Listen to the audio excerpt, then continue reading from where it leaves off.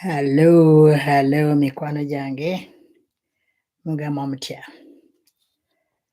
I'm here, Dr. Destiny, on this day that Uganda celebrates 62 years. Ngera tugamba nti happy birthday Uganda. Kyamukisa mubi nnyo nti tuli mu nsi yaffe ekula buli lunaku naye nga abatukulembera tebakula, abantu tebakula, ebintu byonna tebikula, buli kimu nga kidda mabega. Kyamukisa mubi nnyo nti buli kye tukola kyonna kidda mabega. Eggwanga lyaffe ligaanye ogenda mu maaso. Emyaka mingi gye tutambuza naye ng'olaba nti ku myaka 62 waliwo amawanga agamu agafunye obwetwaze ne gaba nga gatuyiseeko gali wala. Naye nga ffe ng'Abannayuganda nga tukyalemedde wansi. Anyway, njagala okubabuuzaako mwenna baganda bange gye muli, mu nsi yonna gy'owangalira, abali mu Uganda, abali mu Asia, abali mu Europe, abali mu America, abali mu Caribbean ne mu Africa yonna gye bali, abali mu South Africa, Nigeria, yonna. Eggwanga lyaffe ekikulu tulyagala. Nze omu ku abo abaagala Uganda. I love my country. I love this country called Uganda. Ndyagala n'obulamu bwange bwonna. Ndyagala nnyo nga bw'owulira, naye kiri nti embeera gye lirimu byeraliikiriza.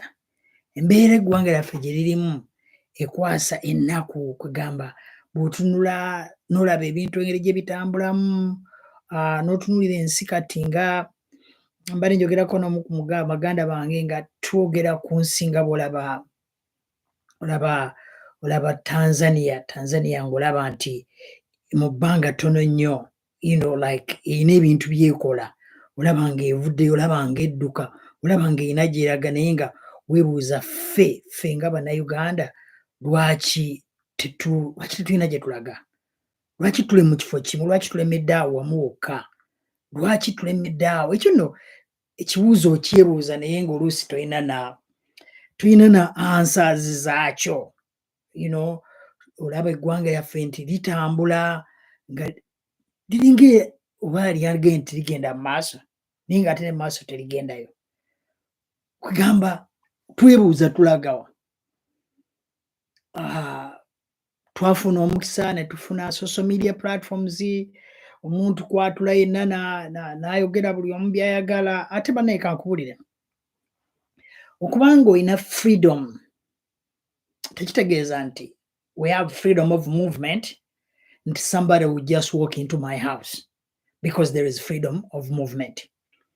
We have freedom of speak. Tulina eddembe ly'okwogera. Ate tekyandibadde kirungi twogere kugamba ng'oli bw'agamba nti odduka n'oyita ne woosula.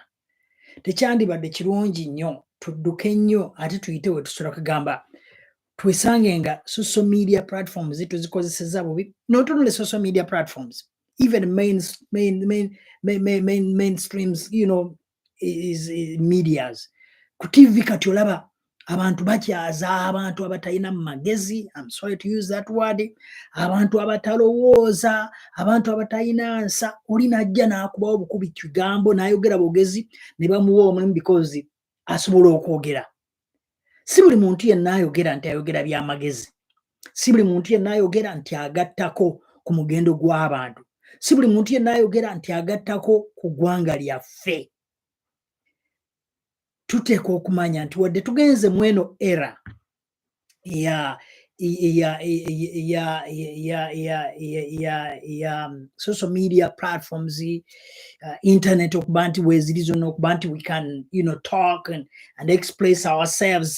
Tekitegeeza nti otula butuuzi kati nga bwe ntudde wano, it's my own gadgets, my own internet. Tekitegeeza nti nja kudda wano nvume buli kiramu kyonna. Tekitegeeza nti nja kudda wano njogere buli kyonna ekiri ku mutima oba omumwa gwange kye gusobola okwogera nti njogere bwogezi. Kati ebyo byonna bicontributinga ku nkulaakulana y'ensi. Nze ngenda ne ngamba abantu tugenda zino ensi nga ze tulimu ne tugamba nti it's a developed country. There is no such a thing as a developed country. It is the people who are developed. Fe abantu abali mu nsi zino, fe obwongo bwaffe bukulaakulana, ojja n'otuuka mu zino ensi obwongo bwo ne bugenda nga bukyuka yava e Uganda nga kasasiro omala gamumansa, ogenda okulaba okumala gamansa kasasiro nga si kya buntu. Eyali bano nga kati nkuba ekizampo ng'abano abasajja naddala mu paaka abatudde ku bodaboda za stage, omukazi ayitawo olubuto ne bamwogera agagamba bwe gati, omukazi ayitawo bambi ng'ayambadde bulungi, asibye ayambadde akagoye ke kamukute bulungi, figa yonna evuddeyo, ne batandika okwogera agagamba bwe gati. Bw'ojja mweno ensi, it humbles you nti ne bw'olaba omuntu musama tugenda tulaba n'osanga abantu nga completely ali bwereere okusinziira ennyambala gy'ayambaddemu, naye ng'otunula butunuzi and you walk n'ogenda ng'onyenya bunyenya mutwe n'ogamba naye kino ki ekyatuuka ku batabani kuba ku bawala ba Falaawo, ebiseera ebisinga babayita bagamba batabani ba Falaawo, kino ki ekyatuuka ku bawala ba Falaawo kino, ng'olaba omuntu ali literally naked, tosobola mugamba kigambo na kimu. Bali abasajja abalina emize bakwata ku bina bw'abakazi, bakwata ku mabeere, tosobola kuva eri n'omukwatako. Ensi embeera yaayo, enkulaakulana y'abantu, mindset yakyuka. Si ensi eba ekulaakulanye, naye abantu be baba bakulaakulanye. Kati ffe tukoze tutya ewaffe Uganda abantu okulaakulana, tukoze tutya? I think that's the question we should ask ourselves.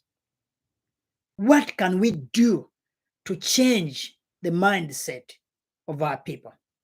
I think our mainstream media platforms wezigiramu namwe abantu abamu abakoze channels nti tutandika okusomesa abantu ebintu nga birina okuba. Traffic, kati nyinza okubuuza police, your department ya traffic, what do they do? Do they have any radio program? Do they have a channel, a social media platform channel? Uganda Traffic, whatever the department is called. Do they have a platform where they can teach people traffic rules and laws and regulations?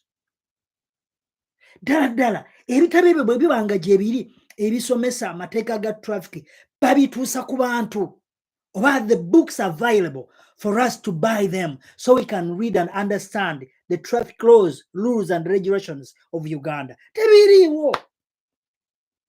Actually, recently nalingamba mukwano waine mugamba, njagala genda, ku traffic mbagambe bampe ekitabo ekirimu amateeka. Because emirundi mingi abapoliisi abo batukwata. Just recently nze bankwata nakola tani nali wano nga ku electoral commission awo Jinja Road yawo nga wali Greenland Bank awo ku that big intersection nali nveno waggulu nga wali nga katugeze ku Kingdom waliwo naawe supermarket bagiyitani yavaawo nzikirira bwenti, and it was green. Yali green ng'eyaka zalina saawa nga 5 saawa nga 4:45 ez'ekiro.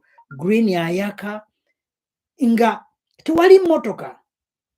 I made that right turn. Nenvuga mba ntuuka waggulu ku Cham Towers. Abasajja babiri ne bajja ab'amagye baba poliisi abambala bino ebyambalo ebitali bya poliisi bino eby'ennomo abambala ebyo ebyambalo bya poliisi ebyomuli amadomo. They pull me. Ne baŋŋamba bw'omanyi kyokoze? Of course I said yes. Because namanya these fools are following me. I'm sorry to use that language. Because bangoberera nga tebamanyi na mateeka. I made the turn on green. Yes, alo ya green yali teyaka, but tewali kipande wandibadde waliwo akapande akaŋŋaana okola right turn ku green ate era tewali kapande kaŋŋamba nti yield right turn yield on green tewali kapande akokona tewali kintu kyonna naye ng'ebitala byaka green nsubira nti omuntu yenna amanyi traffic laws tewali kintu kiŋŋaana as long as I'm safe I can look and see oluguudo luli safe I can make that turn so bangoberera ne banyimiriza ku Kyamutawazi ne bansaba driving license yange how they call it permit ne mbawa driver license yange agenda ogiraba nga si Uganda then the next thing omanyi kyeyayogera yagamba omusango gw'ozizza olina tuwa million because we have to go and erase that footage and I looked at these fools ne bagamba n'abantu bagamba bonna abana Uganda tuli basiru I argued with them eventually banzijjako $5 ne $5 babwe nasumula bwenti wallet n'alabamu $, zamwalimu $5 naye n'ezo $, nzaagala ne mugala these are $5 ziri mu wallet yaye nzaagala omusajja n'anzijjako $5 ne $5 naye nga tewali musango gunzigisaako ssente ezo there was no traffic law or regulation or rules broken lwaki omuntu ayinza okumbuuza lwaki nazimuwa it was night eggwanga lyaffe nga bwe mulimanyi Kyamutawazi zigenda mu ssaawa nga 5 awo 5:15 awo bwezityo 5 kitundu awo kubatwalawo nga ngezaako barizoning obudde bugenze abantu bonna tebakyaliwo basajja babiri balina emmundu what do you expect me to do nabawa $5 naye nga tewali nsonga lwaki banyimiriza naye olw'okuba nti ate era nga ogwo si gwe gusoose era lumu baali banyimirizaako nga nva ku Ntebe road ntuuka Kampala road awo nga wali Barclays oba kati yavaawo ndowooza waliwo AB Abbas whatever bank it is awo wali Barclays nenkola that left turn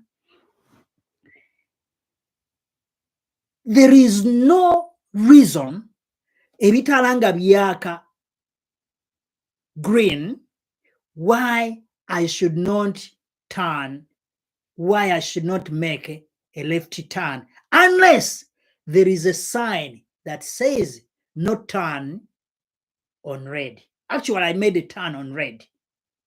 But you can always, as far as I know, you can always make that left turn on red light, unless there is a sign saying no turn on red.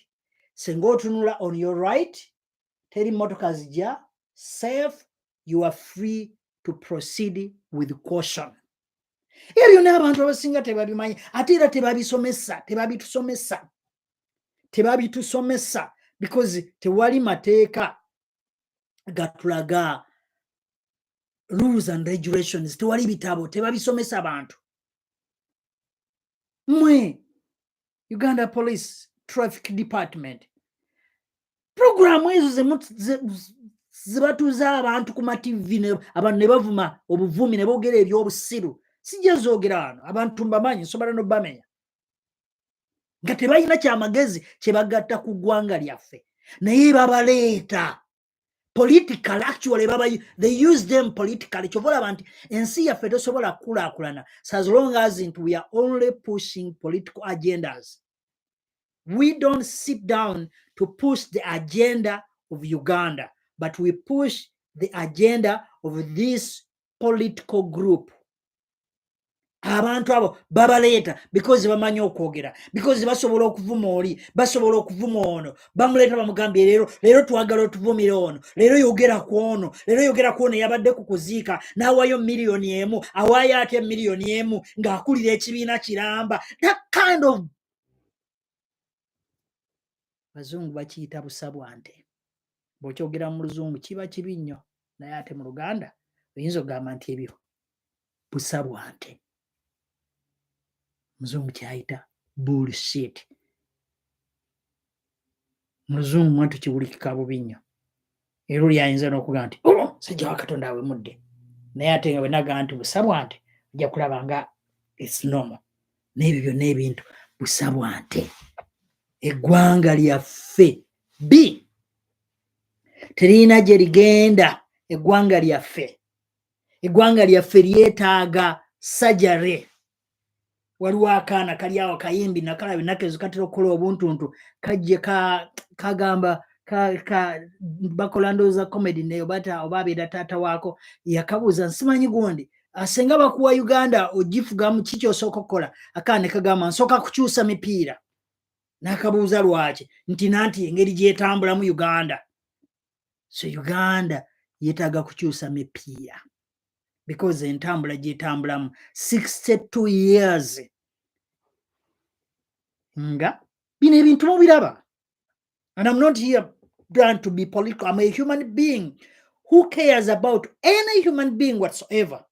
Oba oli wa kibiina ki, oba oli wa kkala ki, oba oli wa kkala ki. So as long as you're a human being, I have a mandate to stand and advocate for your life. Emyaka 62 tukyakwata abantu ku makubo nga tazizza musango gwonna ne bamuteeka mu kkomera eritamanyiddwa.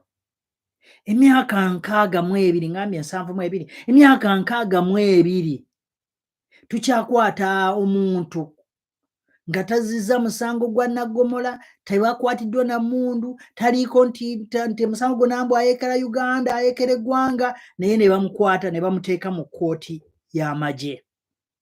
Emyaka 62 abantu babajjamu enjala ne babookya akabina. Emyaka 62 62 years of independence, 62 years of self-governance, 62 years of being free. Well, free from who? Because bw'otunuulira emyaka 62 ensi engeri gyetambulamu, nodda emabega no rewinding n'okola like back at the beginning of 62 years, olaba ng'ate beginning yali nnungi okusinga kati. Omu ayinza okugamba nti abantu baali 1.5 million. Yes, ebintu ebyaliwo byali birungi nnyo ku 1.5 million era byali bisobozesa abantu abo 1.5 million okubanga bafuna medical facilities eziri well versed. Enguudo ezaaliwo zaali zitambuza abantu 1.5 million people. Amasomero agaaliwo gaali gasobola okusomesa abantu abo 1.5 million people. Today we are 40+ million people. Twandibadde era tulina facilities ezitusobozesa ezisobola accommodatinga the 40+ million people. Twandibadde tulina amasomero leero era amalungi agasobola to accommodate 40+ million people. Twandibadde tulina railway system esobola to accommodate 40+ million people. Twandibadde tulina amasannyalaze leero agasobola to accommodate 40+ million people. Twandibadde tulina amazzi today agasobola to accommodate 40+ million people. Tulagawa bana Uganda. Where are we going? Tulagawa eggwanga lyaffe. Just recently fena twakirabye nga kasasiro atta abantu. Kasasiro. Man, you guys, if you want to see what garbage is, mujeko mu nsi zino. Ensi zirina garbage. Ensi zirina kasasiro. Gwotagenda kusanga awo. Bwe bamutwala bamurecyclinga ne bamukolamu ebintu ebirala. Toli musanga awo. Go in big cities. Go to New York. Go to Atlanta. Go to Chicago. Go to LA. Go to those big cities and see. Oba onolaba kasasiro. Batigendako mu Kampala. Kasasiro is everywhere. In the city center. Look at the sewage system. As I speak right now, tosobola kutambula mu state center awo n'otasanga sewage atabotose. These big cities I've mentioned, even go to London, as small as it is and as crowded as it is, olaba obojja kusanga sewage abotose ali everywhere. Banange eggwanga lyaffe liragawa, eggwanga lyaffe lituluma, eggwanga lyaffe lituluma ate naddala ffe abali exposed lituluma kuba tulaba ebintu bisoboka. Eggwanga lyaffe sijjavu, eggwanga lyaffe lirina ebyobugagga, but the management. Banange abantu kambabuulire ebintu bingi Katonda byatasobola kuwa because you cannot manage them. God can only give you what you can manage. Churches too. Can you get in the churches? At 62 years old, nga makanisa gakyakuumira abantu mu buddo. Christianity. I am a firm believer and strong believer. I believe in Jesus Christ. I believe in the blood shed by Jesus Christ. I believe in the Lamb. I believe in the only begotten Son. I believe in the miracles. I believe in signs, wonders, and miracles. But Uganda, ebyamagero byemugamba abantu tebiriyo. That in order for you to get a visa, ogenda ku lusozi nobeerayo ennaku 3. Come on, give me a break. We have millions, if not hundreds of thousands of people. I'm not going to say millions, but we have tens of thousands, tens of hundreds of thousands of people scattered all over the world. Ugandans who are not believers, they got visas. They are doing well wherever they are. You know what they did? They prepared themselves. They looked for the information that is needed for a visa. They made a research.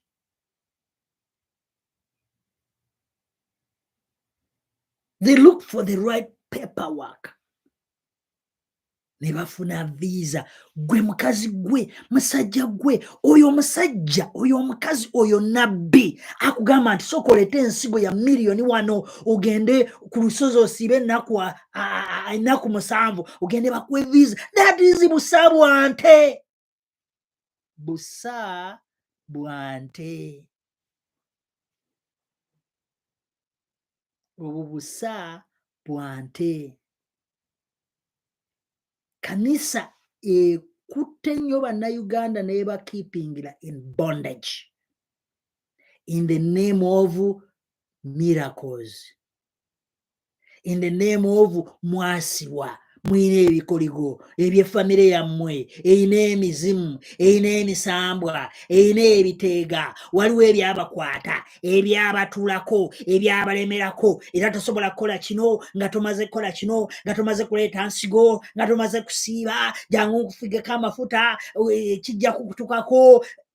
Bull! Busa bwante. Obusa bwante. I don't want to use that word bullshit because some of you, mujja kugenda oyo yagwa oyo yagwa manyi muli bulungi bannayuganda. You're too good to judge people until you guys you overcome that judgment. Okubeerawo nga mujajinga bujajinzi bantu instead of working on yourselves. Stop moving from church to church. I don't even know whether n'abasiraamu bakojja bange simanyi oba nammwe bwe mukola. Nammwe nga mumuvinga kuva washeka gundi genda kuva ku guno muzikiti genda mu muzikiti kusaala eno kusaala juma eno kusaala. I don't know oba nammwe bwe mukola. I don't know. naye mmwe naddala the so called born again abalokole mwe ba pastors musibye bannayuganda mu buddu. Uganda ku myaka 62 nga tukyalina abantu abasuubiza abantu ebintu ebitaliiyo sorry nga tebiriiyo naye nga mubisuubiza abantu nga mukimanyi tebiriiyo naye ne mugamba abantu. Uganda ku myaka 62 tukyalina abaana abasoma nga tebalina mu ngatto. Uganda ku myaka 62 tukyalina abaana abasomera wansi w'omuti nga ekisiikirize ky'omuti mwe batudde mwe basomera. Ku myaka 62 nga tukyalina bannayuganda abanywa mu kitaba n'ente mwe zinywa nga nabo mwe banywa amazzi. Ku myaka 62 62 years. Naye nga mmwe abali mu buyinza you are just enriching yourselves. Mwegaggawaza bwegaggawaza mulina ebyobugagga ebitamanyiddwa na kumanyibwa. Naye nga just recently mwajja wano nga you had nothing. Senga tukubalirira ne tubala ssente zo z'ofunye mu myaka egyo. Is it worth it to have all the riches that you have? The money sitting in the bank? The millions of dollars? The properties you own in Uganda? The property you own outside Uganda? Atali omu, abatali babiri, abatali basatu, abatali bana, but tens of hundreds of you leaders. Uganda at 62 years. Uganda at 62 years. Uganda. Ensi eyo ennuma. Ensi Uganda ennuma. Okulanga tusobola kubaako gye tulaga. Okulanga tuli mu kifo kimu ekyo. Kitulimu ekyo kimu kyokka. Nga tutudde tuli mu kifo kimu. Naye ng'ate waliwo abagamba nti Uganda tukulaakulanye because balaba kawali ka moolo, balaba wali bwe batunulira asimayi ku Ntebe Expressway n'agamba Uganda tuli baakabi nnyo, Uganda tuli baakabi, Uganda tuli baakabi nnyo, Uganda tuli baakabi. My friends, tukyalina obuzibu bw'amaanyi nnyo. Tukyalina olugendo lunene nnyo. Tukyalina olugendo lunene nnyo. Tukyalina ow'okulaga wanene nnyo. Baganda bange tusitukire kumu. Omusajja yagamba nti bw'oba tosobola kwavula tambula, bw'oba tosobola kutambula alina engeri gye yagenda abimenyaamenya. My friends, tubeeko ne kye tukola. Eggwanga lyaffe ligenda kwonooneka, eggwanga lyaffe lyonooneka. Eggwanga lyaffe lyonooneka. Ffe tuteekwa okulisitula, ffe tuteekwa okubaako ne kye tukola, ffe bannayuganda ffe tuteekwa okuyimuka. Si Amerika be bajja odituusiza, si Bangereza be bajja odituusiza, naye ffe bannayuganda, gwe nange ffe tujja. Omusajja yayogera awandiika n'agamba nti ekyonoonye eggwanga si be bantu ababi naye be bantu abalungi abatunula obutunuzi ng'abakola ebikolobero babikola. Ekyonoona eggwanga si be bantu ababi, si be bantu ababi naye be bantu abatunula obutunuzi nga tebalina kye bakola, batunula butunuzi, eggwanga ne libeerawo ne litambula nga ye atunula butunuzi. Ali awo atunula butunuzi. Ng'atunula butunuzi. Tobeera bw'otyo, totunula butunuzi. Baako ne kyokola. myaka 62 giyiseewo kati luno olunaku lugenze luno lugwako myaka 62 nga tukyalina emyaka 62 nga okufuna ebbaluwa ya LC oyina kutuyana. Just recently mabegaawo like mutabani wa yali ayagala okufuna national ID. Guys, twatambula and we spent money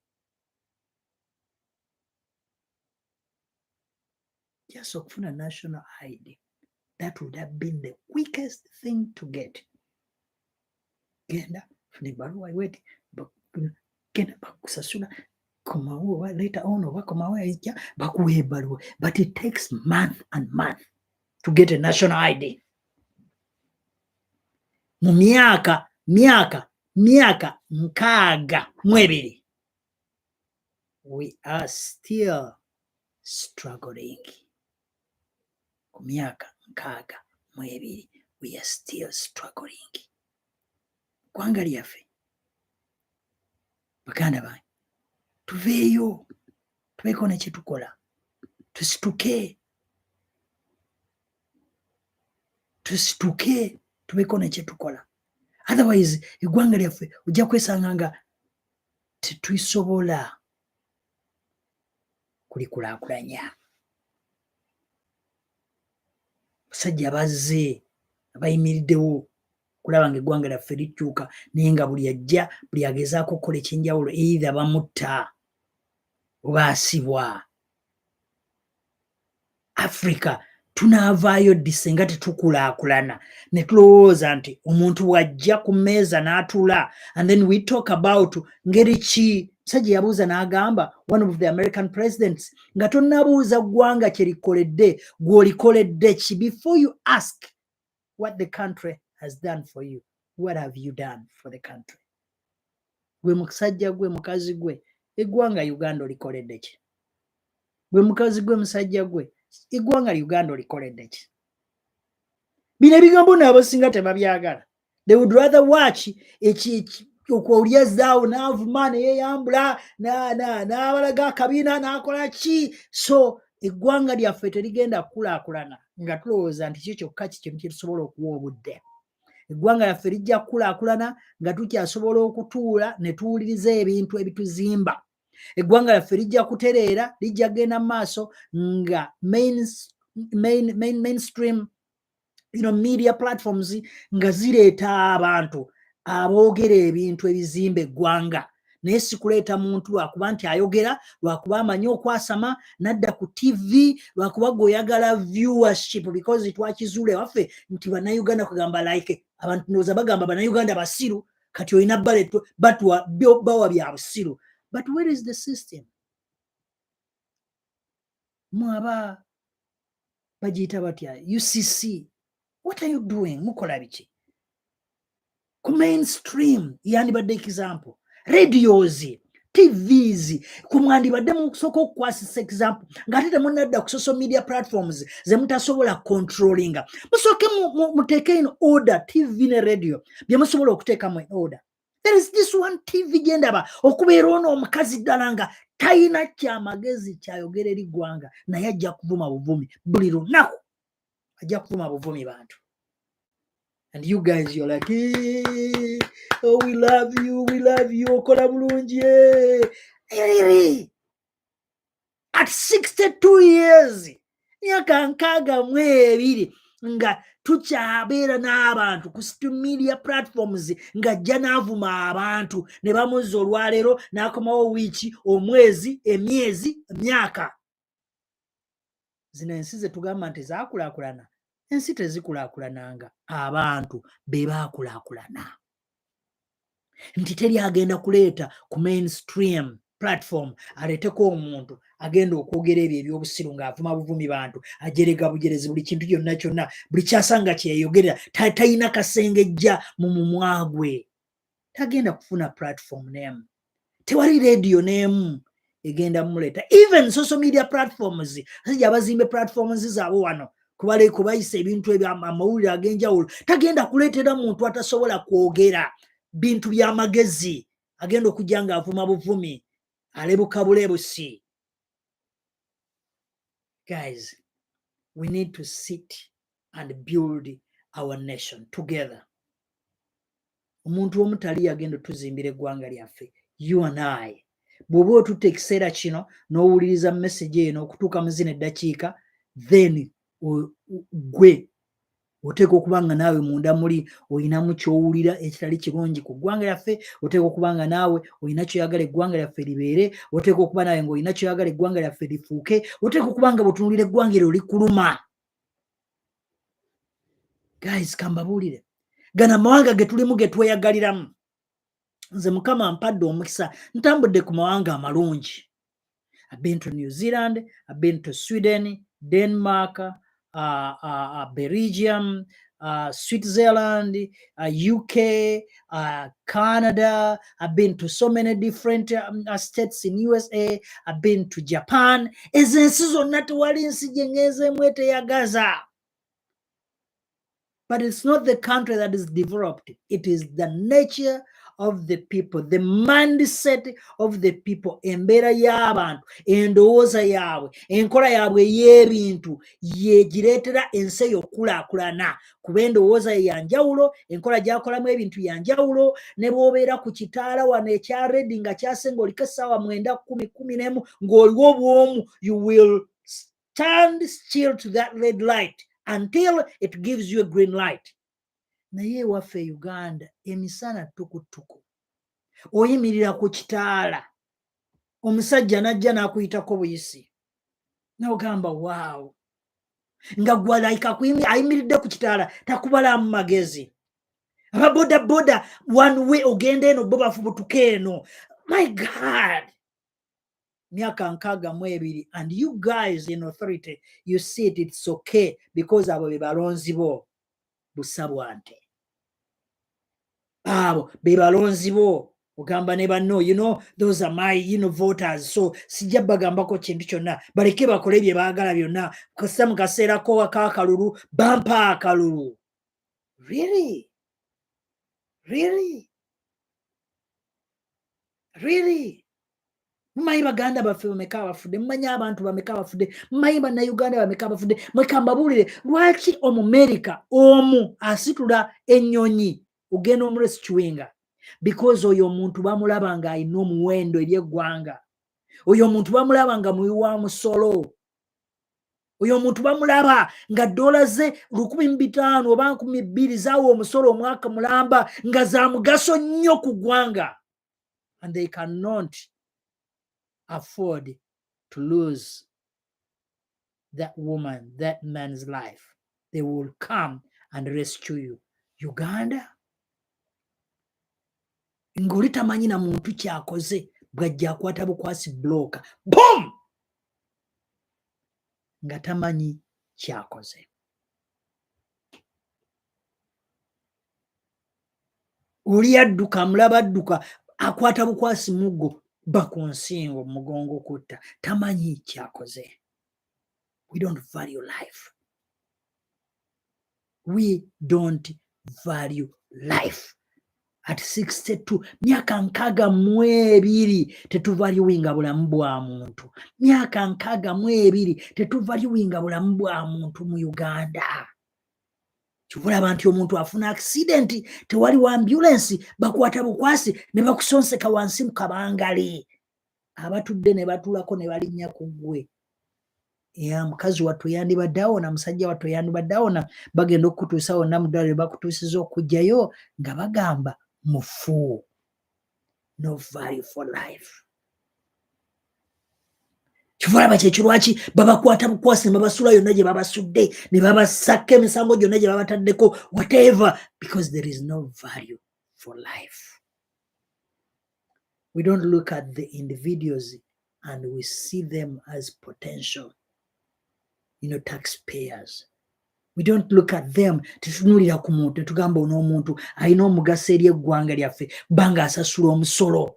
Ate ng'omusolo gwe guzimba eggwanga, tetulina mugaso. Naye America, buli muntu yenna emulaba nga wa mugaso. Manyi tulina engero bajjajjaffe ze baagera zitalina makulu. Those stupidity mindset ezaaliwo by then. gamba akasubi akamu bwe kava konji tetonya. No sense. Akasubi akamu kivula abantu oyingira mu business y'omuntu ng'akutunulira butunulizibwa ati akukimba bw'akujja wansi bw'akuteeka waggulu tafaayo because alaba nga ggwe omu toyina mugaso. So ate nayeerabira nti one by one makes a bundle.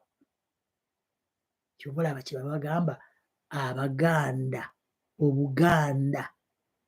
Kivulaba nti when we go in the history, kivulaba nti abantu abamu kye bava mutamanyi lwaki Abaganda banjawulo ku mawanga amalala gonna aga Buganda. Because Baganda balinga bwe kitwandiisa oba they are genetically modified people. And I think that's the right word to use. They are genetically modified people. They are a collection of peoples of Africa. The Buganda, like one,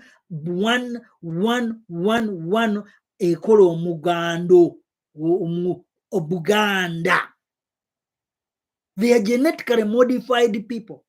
The Bagandas are not naturally Baganda, like these ngabola bamawanga malowande tegwanga ki nti kati bano balaba bebo befanana kalicha yawe bichi bebo musai gwabwe. These Baganda people are correction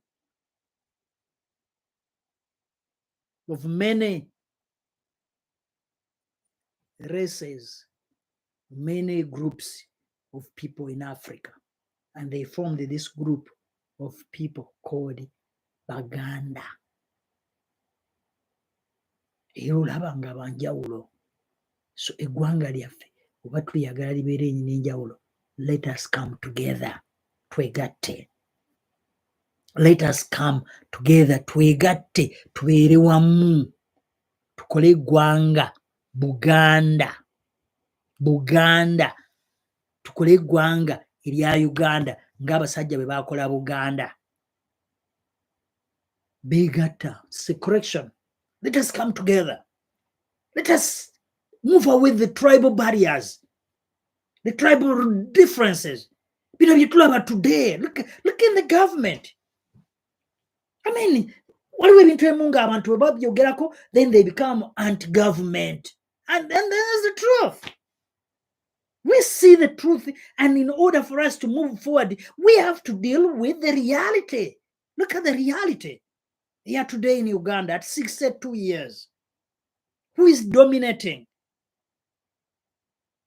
in the government state bodies? Which tribe?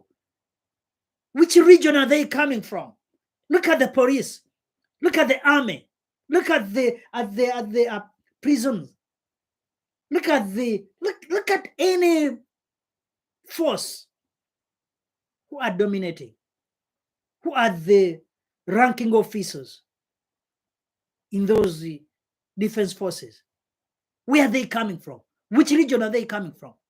Uganda at 62, we are still promoting tribalism. And then we come and we talk about this racism.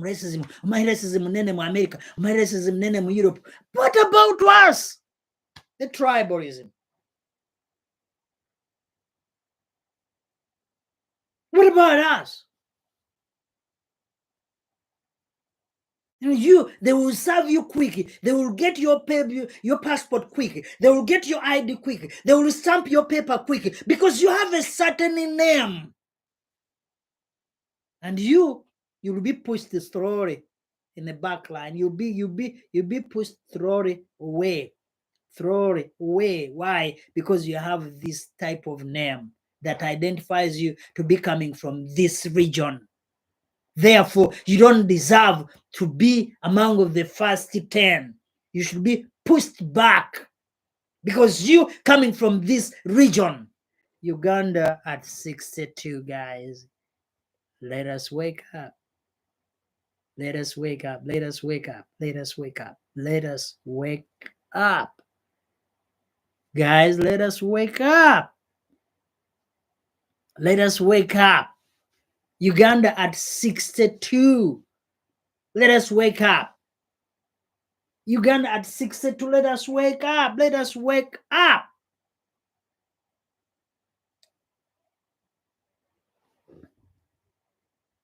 Uganda at 62. By the way, we are the Destiny Productions. Tukola ebintu ebyakabi. Mukama atuwadde omukisa. We are trying to change the narrative. Ekifaananyi ekibi. You know, we are into sound, videography, photography. We have a Destiny School of Music. We have PA system. We do productions for TVs and episodes, and you know we are content creators. So you know, era nkusaba oba oli ku channel eno, you know, give us a thumb up, subscribe, get the notification bell. So nti ebintu ebirungi bwe babize.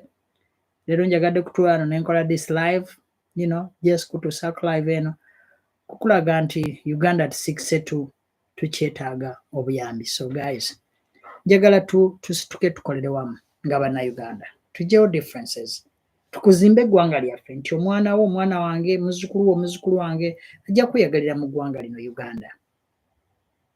Ajja kufuna emabega agambe nti yes, my forefathers did something. But what are you doing today that your children will look back? I'm telling you, before you know it, ogenda kaddiwa. Genda kuba muzeeyi ng'okaddiye tokyasobola kukola bintu bingi nnyo. And then your children will ask you, Daddy, what did you do when these people were ripping off our country? What did you do? What did you do, Daddy? What did you do when these people were, you know, doing all this kind of stuff? What did you do, Daddy? Bajja kubuuza kye wakola, and you'll be ashamed of yourself. You'll be ashamed of yourself. Look at these people, be bataddeko sanctions. Ng'ate amateeka ga leero bakuteekako sanctions, abantu bo bonna abakulinaanye, family yo yonna abakulinaanye, abaana bo bonna baba bataddeko sanctions. Children will deny you. Children will go up and erase your name off their names. Abaana bo bajja kulaba kwegaane. They cannot do anything because they have your last name. They will scrap off your last name. They will distance you. Oh, they will distance themselves from you. Because of the things you are doing today, they will face the precautions. They will deal with it. Is that what you want? Abaana bo bakeere bakubuuze, Daddy wakola ki?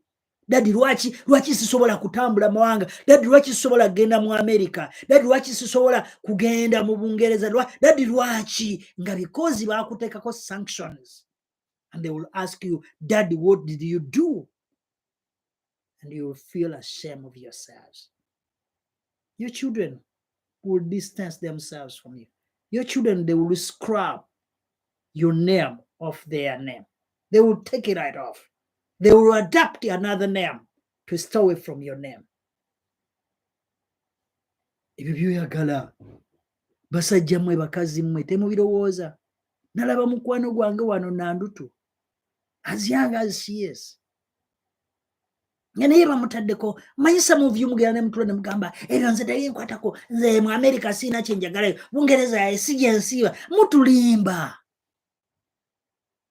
Maybe you. Just imagine if my father was sanctioned and I just couldn't travel all the nations that I've traveled. The exposure. Bino ebintu tebigenda kulumya gwe wekka. Kagwe bino ebintu nyinza okuba nga bebikwatako nga tebagenda kulaba video eno naye gwagiraba.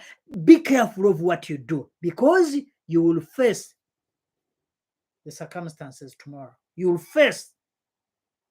will deal with it.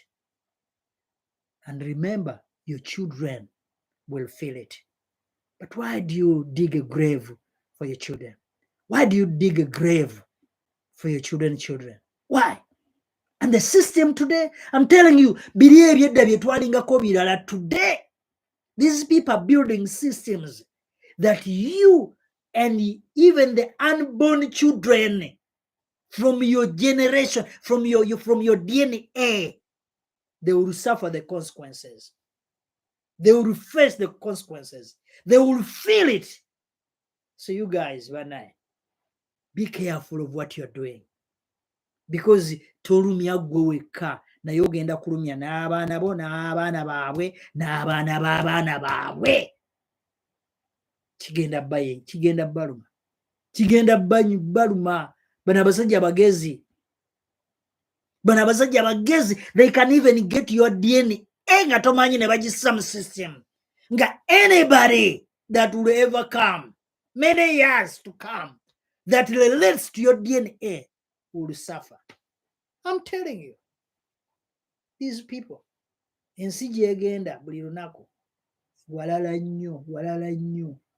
So yinza okulowooza mbugwe ebyo byokola abaana, let's say aba NUP whatever, if this whatever, nti byokola abo nti gwe abaana bo tebagenda bifiiringa. They will feel it. N'abazzukulu bo bajja bifiiringa. Ate bano b'obikoze oyinza kimukola nga ye kimukoze kimulumye kiwedde agenze omwokeza paasi adirinze nayo awonye, ayokeza enkovu yagijjanjabye awonye, he moved on. But you gwakikoze, it's going to come back and it's going to haunt you and you seeds n'ensigo zo. So Uganda at 62 banange, let us change the mindset. Let us change our behaviors. Let us change our actions. Let us change for better. Tukyuke olw'obulungi, tukyuke olw'obulungi. Ensi yaffe ejja kgenda mu maaso era yo tesobola kuyimirira either mu bubi oba mu bulungi. Excuse me, etambula egenda mu maaso. Era kyobola abantu abamuze mpulira ne bagamba nti oyo yekka yasobola otukulembera, oyo yekka yasobola otufuga. Bakozesa na kigambo kufuga, tebakozesa na kukulembera. Oyo yekka yasobola otufuga. My friend, wanaafa. Ensi egenda kuyimirira olowooza. We've seen great men and women. Tufulabye abasajja ab'amaanyi ennyo mu nsi muno abafudde, naye ensi teziyimiriranga. Ensi esigala etambula. Waliyo n'abatamayana ku mayanga, bo basigala bali ku mirembe, basigala banoonya muwogo waabwe, banoonya ttoki, asigala agenda. So tuleme kulowooza nti nze bwe ntuula wano n'enjogera mbu nze nkyasinza okwogera ennyo. No, nze bwe ntuula wano nembaako bye njogera, nfunye mukisa okubaako bye njogera today. But it doesn't mean that I'm the best. Doesn't mean that no one else out there who can even be better than me. No, it's just an opportunity that I have been able to sit here. It is an opportunity that I've been here, I've been able to sit here and look at the circumstances, the failures, the benefits, the advantages, the achievements, all that of our nation. Nfunye mukisa. Nti nyina okulumizibwa oba okulumirizibwa, the conviction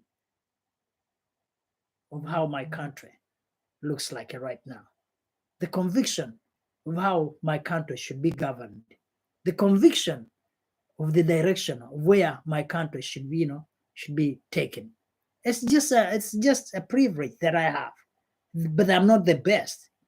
Since then singayo. Actually, singa nze nsigayo bulungi, singa kati live eno eriko abantu ndooza nga million. But I am not the best, but it's an opportunity that I can avail myself to sit here and be able to share something. Nembaako byengabana. Naye nga ekintu kye njagala bannaye tumanye nti eggwanga lyaffe singa tunaasigalanga bwe liri ligenda kwononeka nga mainstream medias nga mutuleetera abantu ku ma TV, ku ma radio nga tebalina bye boogera naye nga bavuma buvumi bantu, and you keep cheering them up.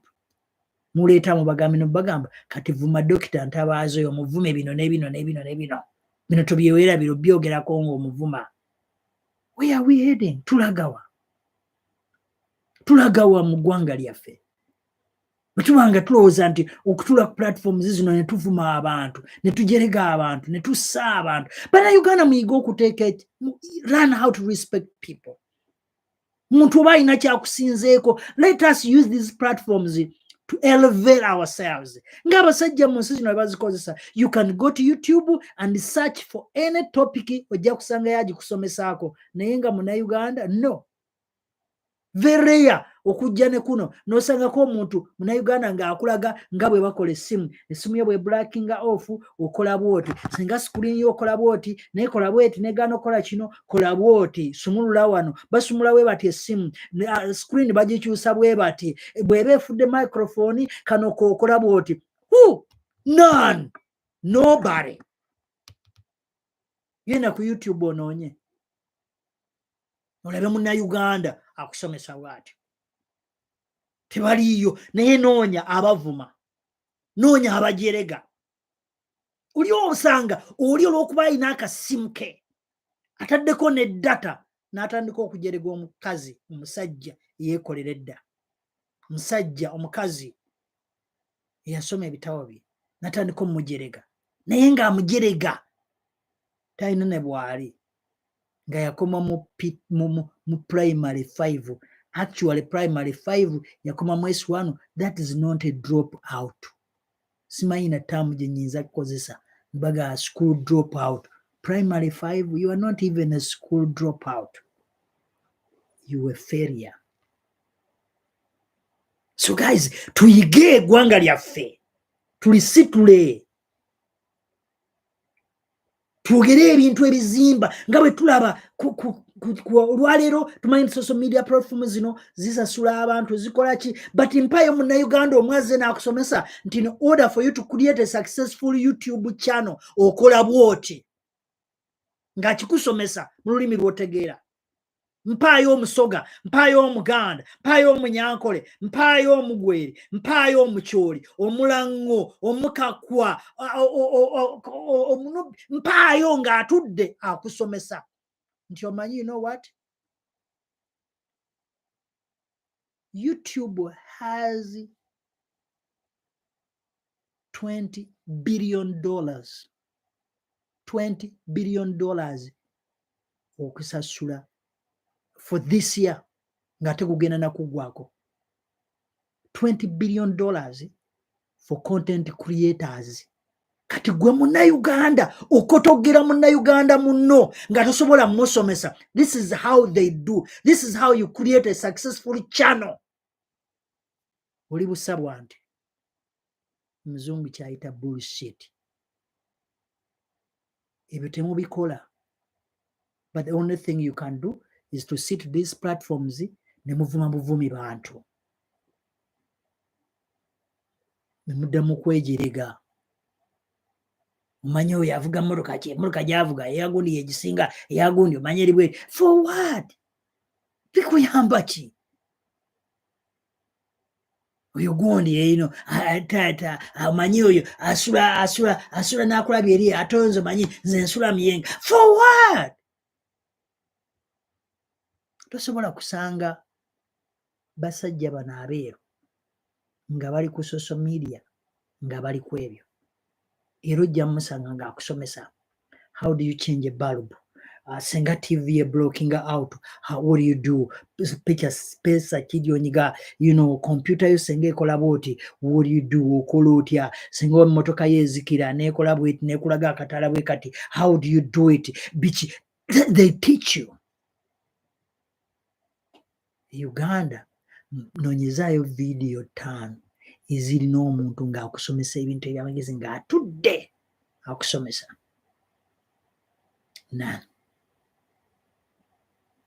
in the 21st century Uganda at 62 tetusobola nakola bintu bitutwala mu maaso banaye mulowooza sikomye wano